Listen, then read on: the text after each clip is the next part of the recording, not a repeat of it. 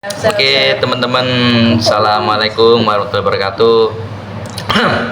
Kenalkan, nama saya Muhammad Fitur Rasyah Effendi dari kelas Daruda 5E dengan nomor NIM 25020074159. Jadi pada kesempatan kali ini saya akan menceritakan tokoh idola saya, yaitu Timothy Ronald. Siapa yang pada saat ini tidak mengenal sesosok Timothy Ronald yang beberapa waktu lalu pernah menggemparkan media sosial dengan kata-katanya, yaitu McLaren lu warna apa bos? McLaren lu warna apa bos? Dan berikut adalah sedikit cuplikan dari siapa itu Timothy Ronald. Kalau gue ditinggalin sama cewek gue gimana bang? Lu nggak pikir gitu pakai akal sehat lu bahwa lu dari kecil tuh dibesarin sama nyokap lu sendiri, tapi yang lu lebih peduliin adalah cewek yang lu baru kenal selama 3 bulan, dan ketika lu ditinggalin lu sedih.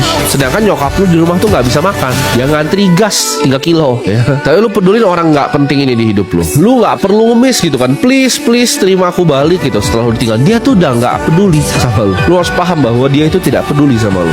Jangan hidup untuk disukai banyak orang, tapi hiduplah untuk bisa menolong banyak orang. Dulu gue mikir gue pengen jadi orang yang bisa disukai sama semua orang, ya sampai gue nggak menghargai bahkan waktu gue sendiri. Contoh, gue nggak enakan dulu, tim ini ada acara ini gue datang, tim ada ini gue datang. Gue nggak menghargai diri gue sendiri, gue pilih jadi people pleaser, senengin semua orang. Tapi gue sadarin itu nggak ada ujungnya. Jadi gue bukan menargetkan diri gue jadi orang yang ibaratnya disukai sama banyak orang, tapi gimana caranya gue jadi orang yang paling bermanfaat untuk banyak orang. Kalau orang banyak nggak suka sama gue, tapi gue itu bermanfaat untuk banyak orang, itu nggak masalah ya. Gue ngomong dengan tegas seperti ini, gue ngomong fakta yang tegas, namun banyak yang nggak seneng, tapi banyak yang terbantu dan merasa bermanfaat untuk mereka. Tugas gue diselesaikan. Baik, langsung ke inti cerita.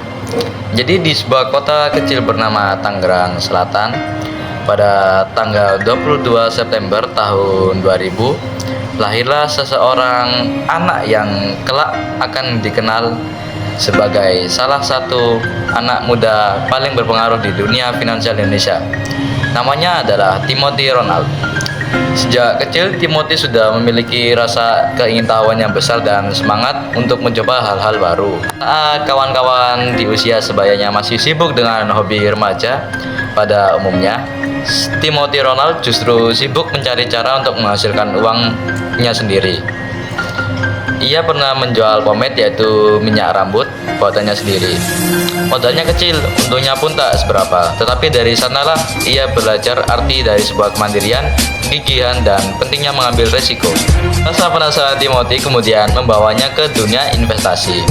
Awalnya ia hanya membaca-baca tentang saham dan kripto. Lalu dia mulai mencobanya dengan modal yang kecil. Kesalahan pernah ia alami, kerugian juga tak terhindarkan. Namun semua itu justru menjadi bahan pembelajaran yang berharga. Dan dia semakin yakin bahwa literasi keuangan adalah hal penting yang seharusnya dimiliki semua orang, terutama pada kalangan anak muda. Keyakinan itulah melahirkan sebuah gagasan besar. Kemudian dia mendirikan platform edukasi finansial pada usia 11 tahun. Dan kemudian Timothy mendirikan Ternak Uang, yaitu sebuah komunitas sekaligus pada pembelajaran yang membantu anak muda memahami cara mengatur dan mengembangkan keuangan. Tidak berhenti sampai di situ, ia juga meluncurkan Akademi Kripto untuk mereka yang ingin mengenal dunia aset digital secara lebih mendalam. Jalan Timothy tak selalu mulus. Di balik kesuksesannya, kritik dan kontroversi ikut menghampiri. Ada yang menilai gaya komunikasinya terlalu belak-belakan, ada pula yang kecewa karena merasa hasil investasi tidak sesuai dengan harapan yang mereka harapkan. Timothy tidak menutup mata. Ia tahu bahwa di dunia keuangan, risiko adalah bagian tak terpisahkan. Kritik itu menjadi bahan refleksi meski tak jarang juga menjadi sebuah beban. Gitu, Timothy tidak hanya berbicara soal angka dan keuntungan. Ia percaya kekayaan sejati adalah ketika seseorang bisa memberi dampak positif bagi orang lain. Melalui Ronald Foundation, ia membangun sekolah, menghadirkan laboratorium komputer, hingga menyediakan akses air bersih bagi daerah-daerah terpencil. Kini, di usianya yang masih sangat muda, Timothy dikenal bukan hanya sebagai investor, melainkan juga sebagai edukator, entrepreneur, dan inspirator.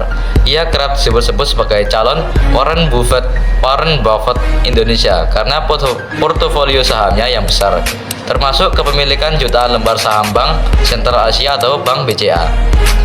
Di balik itu semua, Timothy tetap berpegang pada satu filosofi, yaitu uang bisa datang dan pergi, tapi ilmu dan dampak baik akan terus hidup. Dari seseorang penjual pemain sederhana, ia menjelma menjadi sosok yang memberi warna baru bagi dunia literasi keuangan Indonesia.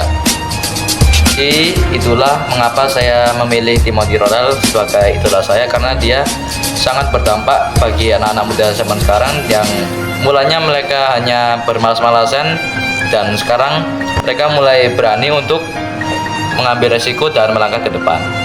Sekian dari saya, mohon maaf apabila ada salah kata ucapan atau kata-kata yang tidak mengenakan bagi kalian. Saya mohon maaf sebesar-besarnya. Wabillahi taufiq wal hidayah. Wassalamualaikum warahmatullahi wabarakatuh.